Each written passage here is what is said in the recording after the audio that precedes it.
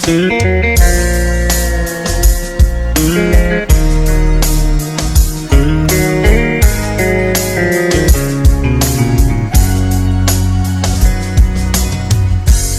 ยอาจมาสา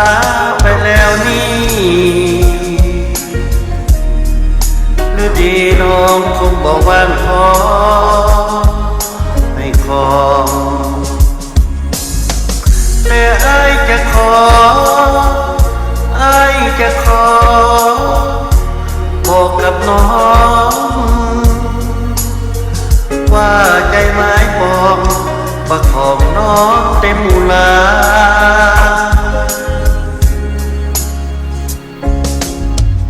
น้องอาจคนเดียวฝันหาอายสันใดอายยังจะต้องฟังโบราณขอเพียงแต่น้องเปิดอุลาให้คำสัญญาว่าจะได้เหมือนกัน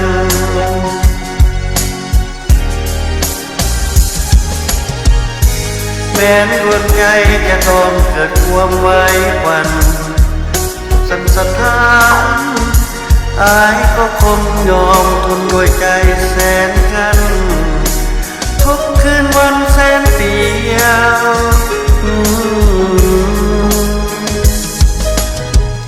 อายอาจจะหาน้องได้แน่นหลายแฟนแสนคนบ่ต้องการจะเดียวหากน้องเอ่ยหาอายจะหาบอกคนเดียวมันได้หักเดียวขอเกี่ยวหักน้องถึงตาย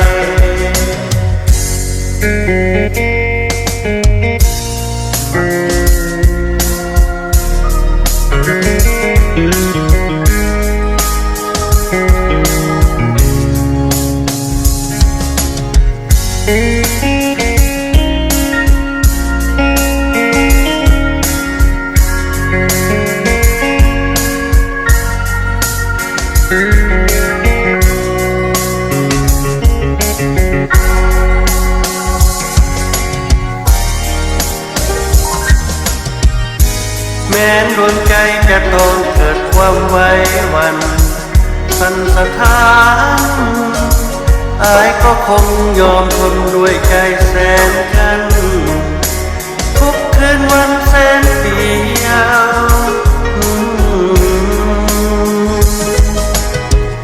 อายอาจจะหาน้องได้แน่นหลายแฟนแสนคนบ่ต้องการจะเดียวหากน้องเอ่ยหาอายจะหาบอกคนเดียวมันในหักเดียว